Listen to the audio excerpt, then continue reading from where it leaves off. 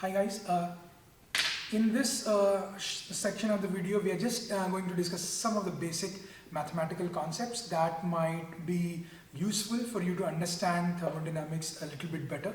So these are the concepts that you might have already learned in your previous classes. It's just a recapitulation. It's not a big theory session. It's just a recap of what certain terms mean.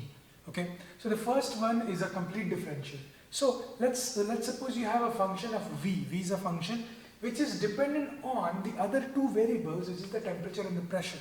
Now, if the temperature changes by a small amount, which is dt, det means a small change in t. So if your temperature changes from t initial to a t final, which is t plus dt, same for the pressure. If the pressure changes from an initial of P to a final of P plus dP, dP being a small change, then what will be the change in the volume experience? Like what will be the dV, which will be a small change in the volume? Because we know the V will change if the temperature and pressure changes. Now we know the temperature changed to T plus dt, pressure changed to P plus dP. Now to know how V will change, we'll write it in a form of a complete differential of V, right? So dV is a partial differential of V with respect to temperature, keeping pressure constant, plus partial differential of V with respect to pressure T as constant. So this particular equation is called the complete differential of V. So we'll come across that some of these equations in future, in which we write a subscript like these. This means that pressure was constant while we were doing this operation, and in here the subscript was T, the temperature was constant while we were doing this function, doing this operator in here. Okay, so this is called the complete differential of V.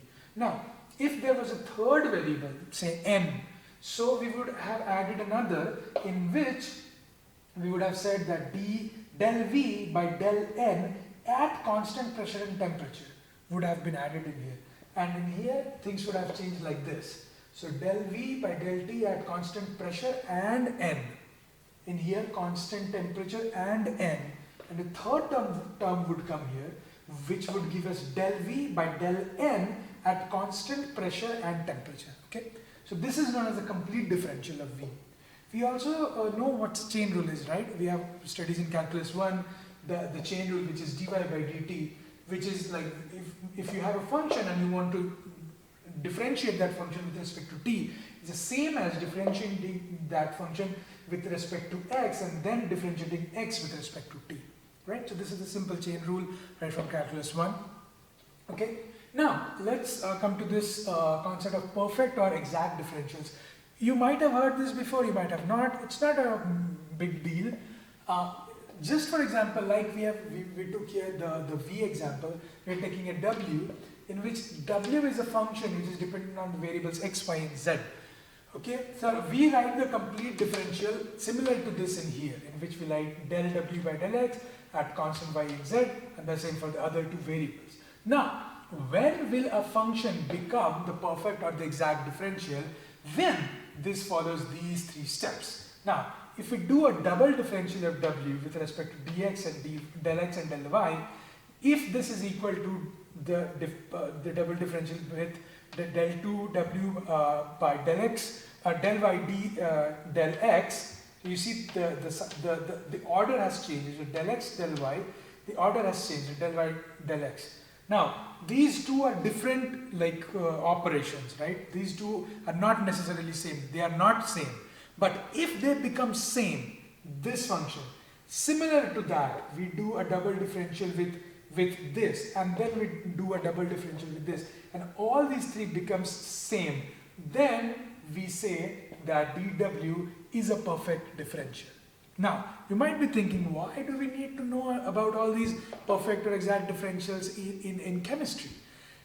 It's because all state functions are perfect differentials. Now, doing experiments is not easy, right?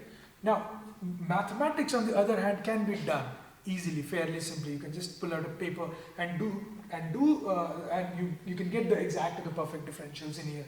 So if you have a function and you want to determine whether that function is a state function, you just have to prove it mathematically and you just have it. So all state functions are perfect differentials. So because of this, we are just recapitulating the concept of perfect or exact differentials in here because of this, because state functions are perfect differentials. In future, we might come across a question in which we are asked that, okay, whether this particular quantity is a state function or not. What is a state function? It only depends on the initial and the final stages. It does not depend on the path. It will become important as we move forward.